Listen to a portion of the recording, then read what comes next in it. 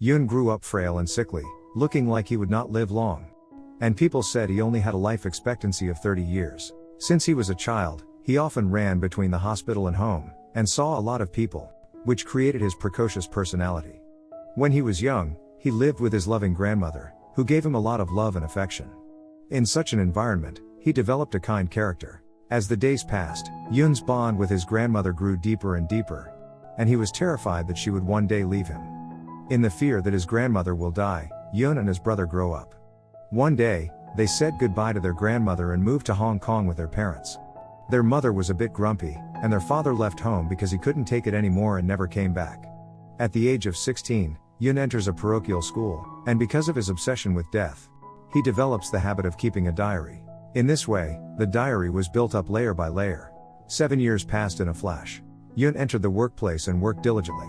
He still takes the age of 30 as the limit, hoping to make a quick achievement to make his parents who did not pay for his college regret, and make his grandmother proud. The hard work does pay off and he starts to get his own house without being tied down by others. As a leading IT professional, he was invited to a TV show for an interview. Another guest, Zuo, asked him if he was gay. Although legislation was passed in 1991 to decriminalize homosexuality in Hong Kong, Yoon did not dare to admit it in the social climate of the time. He wasn't quite sure of his sexual orientation, but was sure he didn't like effeminate men. At the gym, Yoon meets Feng, a fit man, and they get to know each other. He wants to invite Feng for a sparring session tonight, but unfortunately Feng has already made plans. But apparently Yoon does not give up. He found a chance to ask him out one night. The two of them drove to the beach.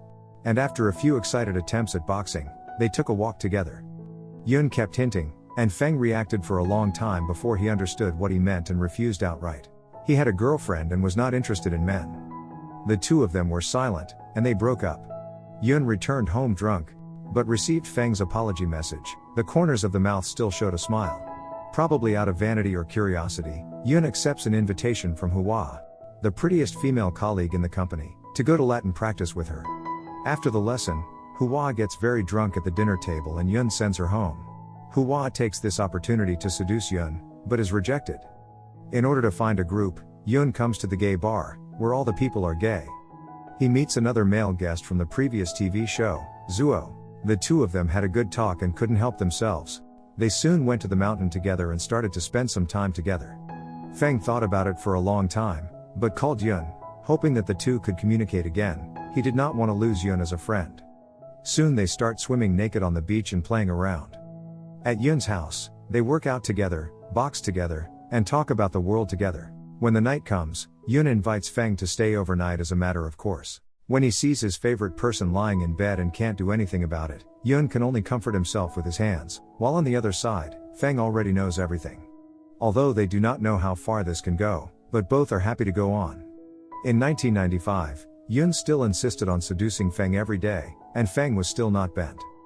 One night at the beach, when no one was around, Yoon cornered him. The atmosphere is ambiguous and is about to go further when suddenly someone else interrupts. Gradually, Feng has something on his mind. He often goes to the mainland to see his girlfriend and starts to avoid Yoon intentionally. Yoon is also troubled by family matters, and his grandmother's dementia is getting worse and worse. Sometimes she can't even recognize people. In the hot spring pool, Yoon takes the initiative to burrow into Feng's arms. Feng's body reacts, but his mouth is hard and he doesn't admit it. Time flies. Grandmother finally reached the day of her death. The person she loves most has left him. Yoon howled very sadly. He wanted to seek comfort from Feng, but then he learned that Feng was about to get married. His world began to crumble and his tone gradually became mean, but none of this could change what was about to happen. He is about to take a leap down the stairs to end his suffering when Zuo calls from as far away as Israel, hoping to meet on vacation, which gives Yoon a reason to live. Despite his last disagreement with Feng, Yoon does not refuse when Feng asks him to take care of his mother. He thoughtfully took the aunt to the doctor and lied to her that he had connections in the hospital and offered discounts for medical treatment, so she didn't have to worry about the money. The test results came out and the aunt's fluid in her lungs was so severe that she had to be saved with a new drug from Australia. Although the price is very expensive, Yoon agreed to do so, only hoping that the doctor would not tell Auntie the price of the new drug. Auntie is getting better day by day after taking the new medication, and Zuo's vacation has officially begun. Yoon flew to Israel to meet with him. Here he got a taste of a different culture and people. The ancient streets, the mottled walls, The bells from the Middle Ages. The two went back together to the Dead Sea and swam freely in it. Open your hands, people can actually float.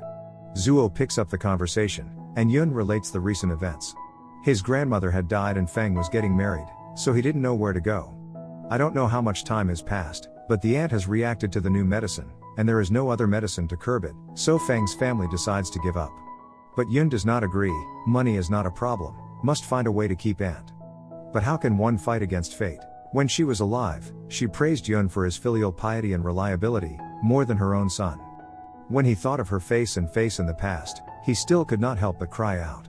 In recent days, one unfortunate event after another, but finally came a happy event.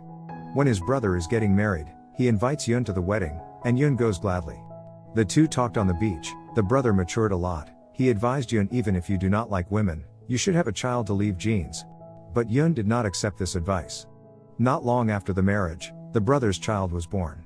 Yun looked tenderly at the little life, and the brother teased that the child looked like his brother. As time moved on, Feng's father also died and was buried with his mother. From then on, Feng never came back, nor did he have a reason to come back. Yun occasionally drove past the old house and would stop for a long time, missing the days when we were all together. 6 years later, Yun has changed his career to become a director, but he still keeps the hobby of swimming at the beach. One day he was strolling along the beach in Australia when he accidentally spotted a familiar figure sitting in the distance. It was Feng. He was invited to attend the technology exhibition, and the two were reunited in a foreign country after not having contact with each other. Feng seems to have quite a grudge against Yun, angry at him like a little daughter-in-law.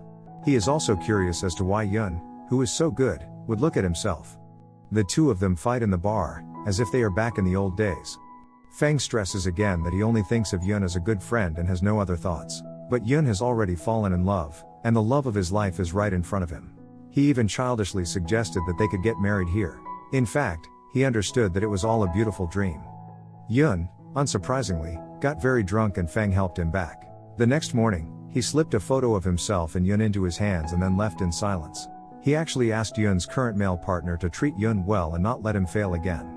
But the male partner said he couldn't do it, and Yun began to accept the hopelessness of life. After obtaining permanent residency in Australia, he still chose to return to Hong Kong because none of his relatives were around.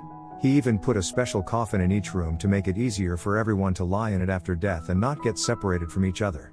Fate seemed to play a joke on Feng when, at the age of 39, he died in a motorcycle accident on the beach. Later, the clock of time also kept turning. A new batch of people were born and another batch of people died. The only constant in the world is change, and homosexuality is gradually accepted by more and more people, while Yun dies quietly in the wave of the times. The housekeeper tends to his coffin day after day. One day, the aged housekeeper also opened another coffin and laid in it. Perhaps, as Yun thought, they did not get separated and the story ends here. Inexplicable beginning, tragic end. This movie is 85% the autobiography of director Yun Xiang. A life is short, love what you love, don't let life regret. Well, this is the end of this episode, we will see you next time.